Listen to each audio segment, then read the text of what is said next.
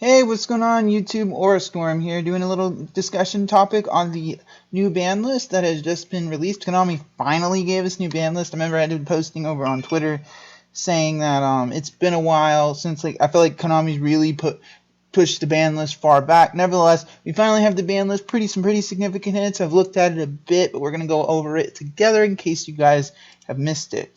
So first thing, card ban is Apocalypse Towers ban. Not entirely surprised. I feel like Towers is it's kind of a win condition in and of itself. I feel like any card that is just completely invulnerable to almost anything, you have to use battle removal to get over it.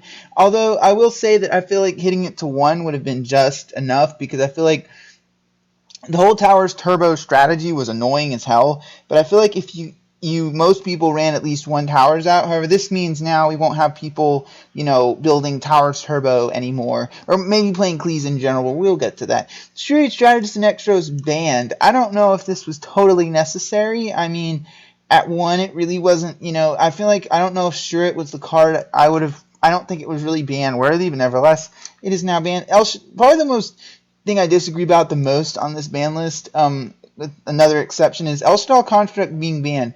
Not necessary at all. I could see it going to 2 or 1, but not banned. I feel like Shaddolls have done nothing this format. Outside of doing pretty decent, a guy taking them to topping in Nats over in Europe, the guy got extremely lucky or was stacking because he played a lot of Necros and opened mistake almost every single game. So whether you call that stacking, luck, whatever, I feel like Shaddolls are not that good, and they are only a few steps away from being power creeped in the coming months. I feel like Construct being banned is wholly, completely unnecessary, and it makes the deck unplayable. Pretty sad. Evil Swarm Exciton Knight being banned. Pretty surprised. I never saw this card being banned. I never really thought it was an unfair card because it punishes players who overextend. And I never felt that Exciton Knight was really a problematic card.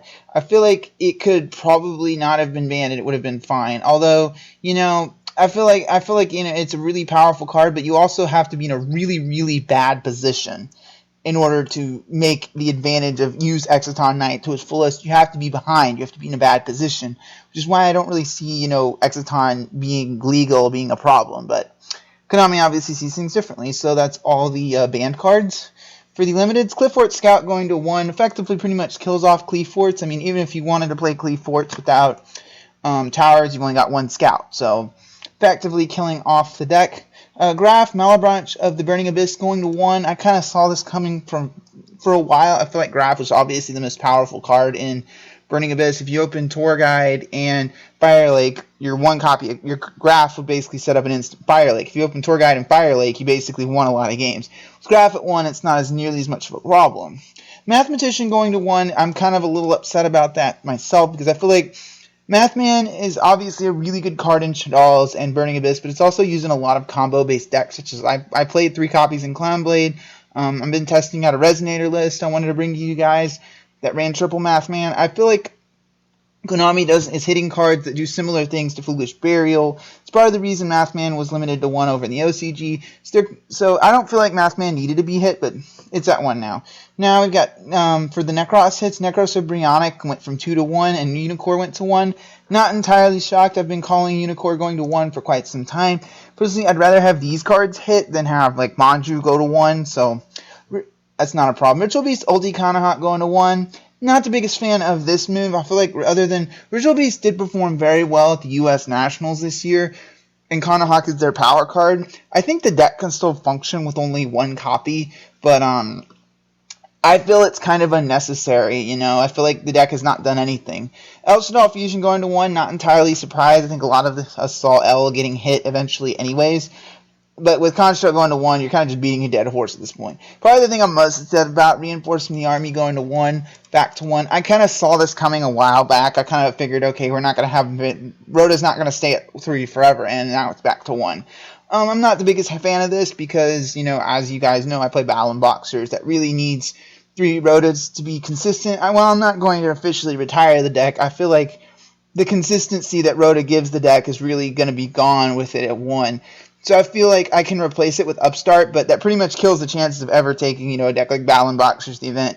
The good news is a lot of my heroes are still playable with E-Call, firmly placed at 3, so I really don't see it as a problem. So we don't have any traps All the traps are still at 1. I'm surprised with the Klee hits. Skill Drain is still placed at 1. I feel the Skill Drain could probably come up to at this point, but maybe Konami wants to, see if what the dead Klees do, which probably will be nothing. Maybe at some point we'll get Skill Drain back to multiples again.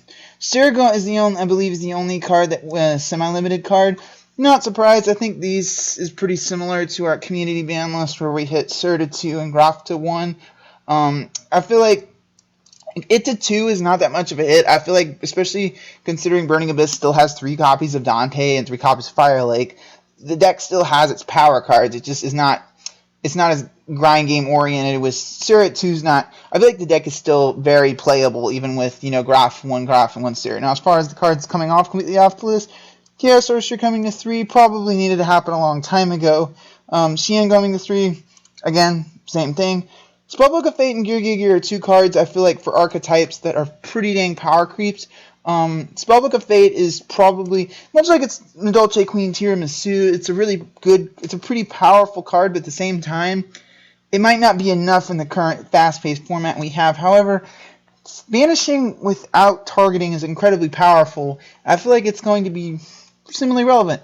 Gear could be relevant, but you also, especially considering Gear do have more level 3s with the support they have in the structure deck. So I feel like Gear going to 3 is probably something I've been advocating for a long time, and I don't have a problem with it going to 3. I feel like, Gear don't really play a ton of level 3s with support from the structure deck. They can. So as far as my thoughts on the ban list, not entirely thrilled with the list, but kind of what you have to expect. I feel like this kind of shows all of us that when we get these Megatins, making any of the archetypes that we get in the Megatins probably isn't the greatest idea, because the ban list is simply going to thrash those archetypes. And it makes me pretty sad. Those guys who went and built Shadal's, now the deck is completely unplayable. Same thing for guys who might have gone out there and gotten their scouts and everything.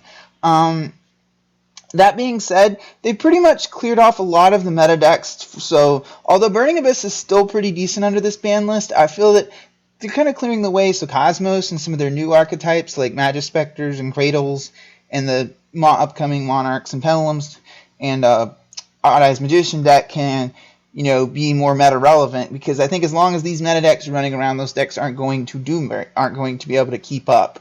So in summary, I don't think this is the greatest ban list, but it does what it's supposed to. It clears the way for more decks for Konami to. It clears the way for Konami to sell more product, which is what they want to do anyways. So anyway, guys, as always, I'd like to thank you guys for watching the video today. Really appreciate me watching my videos. Tune out Tuesday, Thursdays, and Fridays for more Yugioh content. And if you like what you saw from this video, please subscribe. Storm signing out.